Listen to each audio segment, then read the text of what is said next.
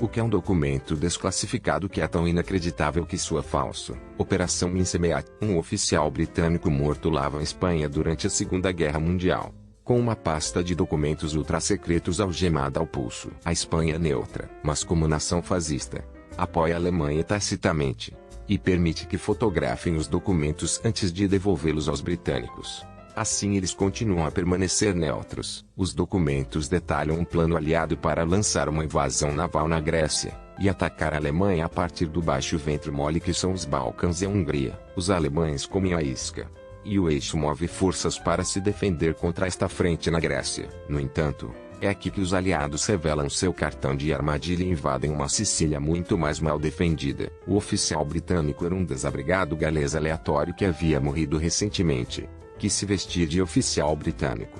Recebeu um conjunto detalhado de papéis e uma história de fundo, incluindo cartas de amor e uma foto de uma namorada. Alguns papéis falsos em uma pasta, e foi deixado na costa da Espanha por submarino.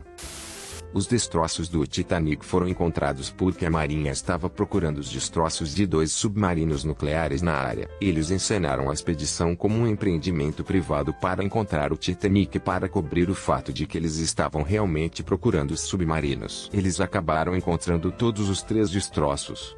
Embora eles só relataram o Titanic na época, o cara que eles contrataram não estava realmente interessado em encontrar o Titânico e só aceitou o trabalho de encontrar os submarinos para financiar a caça ao Titânico. Se eu me lembro, ele fez um trabalho curto da caça ao Titânico e ainda assim encontrou o Titânico rapidamente. Sim, a Marinha basicamente lhe disse: estamos contratando você por alguns meses para encontrar estes submarinos. Mas se você terminar cedo, vá procurar o Titanic ou algo assim. Então ele terminou cedo e encontrou o Titanic. Desde então, ele é responsável por encontrar como metade de todos os grandes naufrágios em águas profundas. Ele realmente considera sua descoberta mais importante como sendo as aberturas hidrotermais, não qualquer naufrágio, já que foi um dos primeiros mergulhadores a fazer pesquisas sobre elas. Há um documento desclassificado da CIA sobre eles entrevistando pessoas que afirmavam ser capazes de se projetar astronomicamente em Mars e em cidades subterrâneas alienígenas ou algo assim. Era muito profundo, mas não consigo lembrar como é chamado.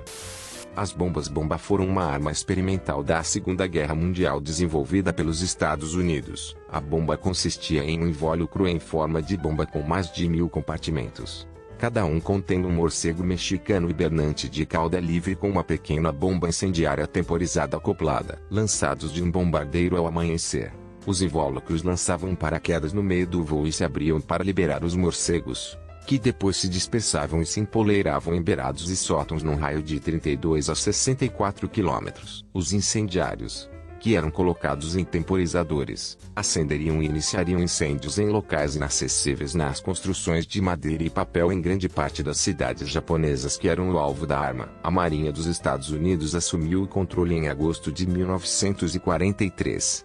Usando o nome de código Projeto Raio-X. Os Estados Unidos sucatearam o projeto após iniciar o Projeto Manhattan. É uma loucura que esta arma tenha sido realmente desenvolvida e teria sido implementada se os Estados Unidos da América não tivessem desenvolvido armas nucleares. Algo assim foi supostamente feito por Olga de Kiev. Ela sitiou a Korostem por um ano, sem sucesso. E depois tentou um plano maluco. Ela prometeu acabar com o cerco se os Drevlians da cidade lhe dessem 3 pombos, balas de cada casa. Eles pagaram este preço alegremente para acabar com o cerco. Ela pediu um pedaço de enxofre queimado sobre um pano amarrado ao pé de cada ave, e depois as aves soltas fora da cidade. Eles voltaram para casa, para seus poleiros no beiral da cidade, e espalharam o fogo. E Korostem foi queimado e prontamente saqueado. Alguns espertos desenvolvedores de armas leram um livro de história e pensaram em experimentar uma velha lenda. O Projeto A-119 foi um estudo ultrassecreto do governo americano para prever os efeitos da detonação de uma ogiva nuclear na Lua, suficientemente grande para ser visível da Terra. Eles queriam fazer isso porque pensavam que os soviéticos estariam fazendo algo semelhante para o aniversário da Revolução de Outubro. Não acabou indo adiante porque o estudo, sem surpresas, concluiu que esta era uma ideia terrível. Duas coisas engraçadas sobre isto: os soviéticos estavam de fato fazendo um estudo semelhante que chegou à mesma conclusão. O motivo pelo qual foi desclassificado é porque um dos cientistas que trabalhava neste projeto era Carl Sagan. Sagan vazou acidentalmente os documentos deste projeto após utilizá-lo como prova de seu trabalho anterior ao se candidatar a um emprego anos após o término do projeto. Operação Midnight Climax e George Unterwitch. Se bem me lembro, o básico era que a CIA nos anos 50 queria pesquisar a possibilidade de usar o LSD para controle da mente. O consultor George Unterwitch foi incumbido da tarefa, de modo que ele organizaria jantares em seu apartamento de Nova York e jarras de martinis com LSD sem o conhecimento de seus convidados para ver o que aconteceria. Mais tarde, um frequentador de uma festa tropeçou em um hospital, sem saber o que estava acontecendo com ela e compreensivelmente pensou que tinha enlouquecido, tentando se comprometer. Então as coisas ficaram muito fora de controle, e a CIA decidiu recuar na operação. Witch, que aparentemente era um grande fã de álcool e narcóticos, transferiu a operação para São Francisco. Ele contratava prostitutas para dosear seus clientes enquanto via os eventos se desenrolarem atrás de um espelho bidirecional. Aparentemente, ele também se sentou em um banheiro o tempo todo porque não queria perder um segundo do que acontecia. Os CIAs tentam treinar espiões de gatos. Eles tentaram treinar gatos para serem espiões, implantando aparelhos de registro em seus corpos e deixando-os soltos perto de edifícios soviéticos. Os gatos podiam percorrer distâncias curtas com precisão até os alvos, mas o treinamento não foi suficiente para que os gatos atendessem às necessidades de espionagem dos CIAs. O programa foi encerrado após alguns milhões de dólares de investimento. Operação Northwoods, um plano dos Estados Unidos da América para atacar seus próprios militares e civis e culpar Cuba para depois usá-la como desculpa para invadir Cuba. Troque Cuba por outro país e me diga se isso soa como uma teoria de conspiração mais recente. Os documentos do Finderscut, uma quantidade louca de informações divulgadas pelo FBI sobre um culto com laços da CIA durante a década de 80. Eles raptaram ou obtiveram crianças que abusaram sexualmente e fizeram participar de rituais ostensivamente satânicos. Repetidamente as evidências de abuso ou negligência de crianças foram ignoradas, e os testemunhos de agentes do FBI ou da alfândega sendo mandados à merda por membros da CIA são documentados. A CIA até admitiu trabalhar com o culto, mas somente sob o pretexto de treinamento em informática.